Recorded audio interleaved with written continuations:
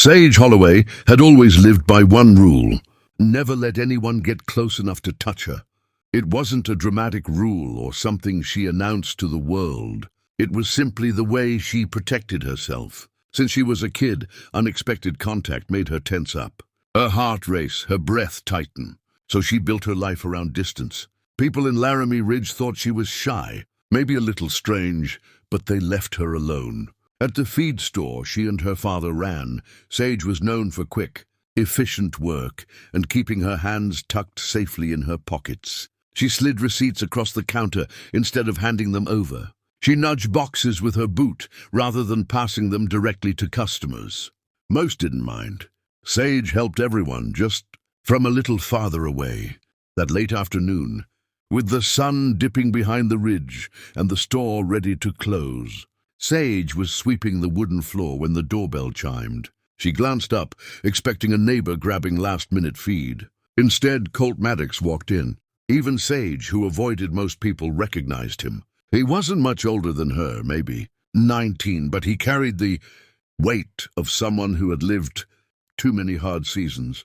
His family's ranch had been hit by drought for months, leaving him working long hours alone. But she noticed immediately that something was wrong. His shoulders slumped, his hat hung crooked in his hand, and his steps dragged across the floor. He opened his mouth like he was trying to speak, but only a rough breath came out. Sage took a small step back out of habit, bracing herself against the counter. She didn't like the way her pulse jumped. Still, she watched him closely. "Colt, are you okay?" she managed to ask. He tried to answer, tried to steady himself, but his knees buckled. In the span of one heartbeat, Sage saw him tilt forward, his body giving out completely. She didn't have time to think about her fears, her rules, or the burning panic rising in her chest. Instinct overpowered everything. She dropped the broom, reached out, and caught his weight before he hit the floor. His head landed against her shoulder, his breathing shallow and unsteady. Sage froze, feeling the unfamiliar contact, but she didn't let go.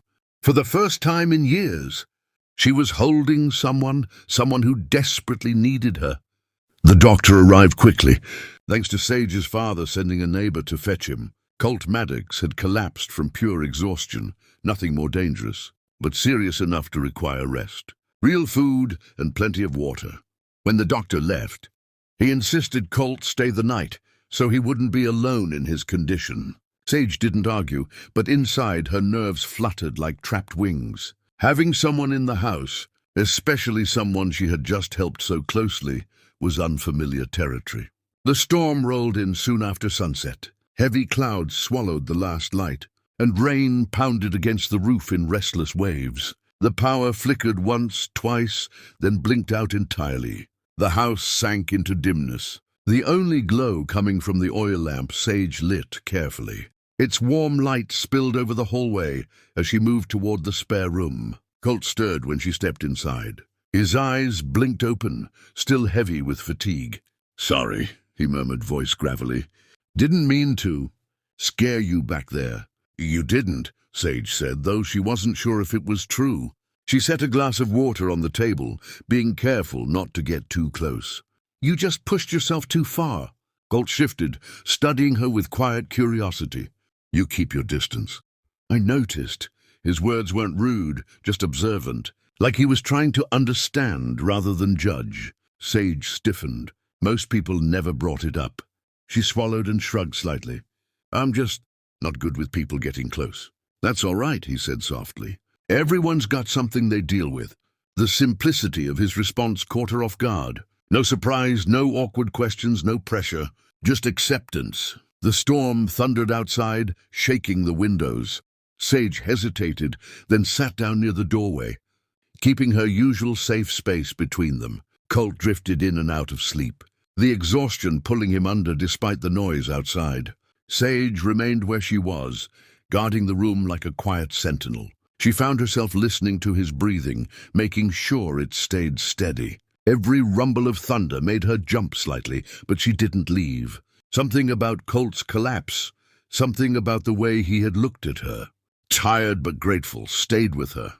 She wasn't used to being needed, not like that. And even though sitting in that room pushed her outside her comfort zone, she stayed. Because, for the first time in a long while, someone needed her presence more than she feared giving it.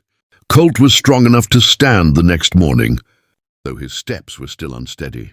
Sage noticed the way he kept thanking her father, trying to pretend he wasn't embarrassed by the whole situation. What surprised her most wasn't his gratitude. It was the way he avoided making her uncomfortable.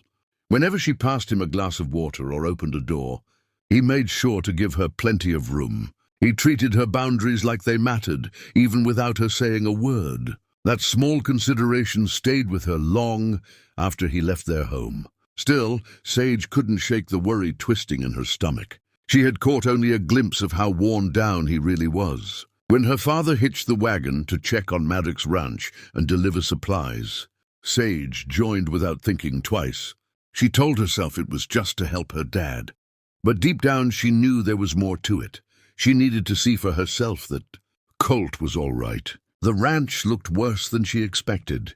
The drought had bitten deep into the land, earth cracked in long lines, patches of dry grass struggling to survive, and the cattle standing under shade with tired eyes. Fences leaned, water troughs sat nearly empty, and the barn doors hung crooked on their hinges. Colt tried to hide how overwhelming it was, greeting them with a faint smile. But Sage saw the strain in his shoulders and the exhaustion shadowing his eyes. Her father walked the property with Colt, checking the wells and the damaged fences. Sage stayed near the barn, taking in the weight of everything Colt had been carrying alone. She was scanning the broken boards when she heard a dull thud behind her. Colt was trying to drag a heavy hay bale, his arms trembling with effort. He wasn't fully recovered.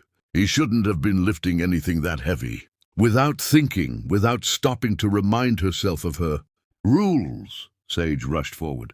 "Stop! You're going to hurt yourself," she said, her voice sharper than she intended. She grabbed the other side of the bale. Keeping her hands on the rough twine, careful not to brush against his, Colt stared at her in surprise, then relief softened his expression. "You don't have to help," he said. "I know," Sage answered quietly. "But I want to." The words shocked her more than him.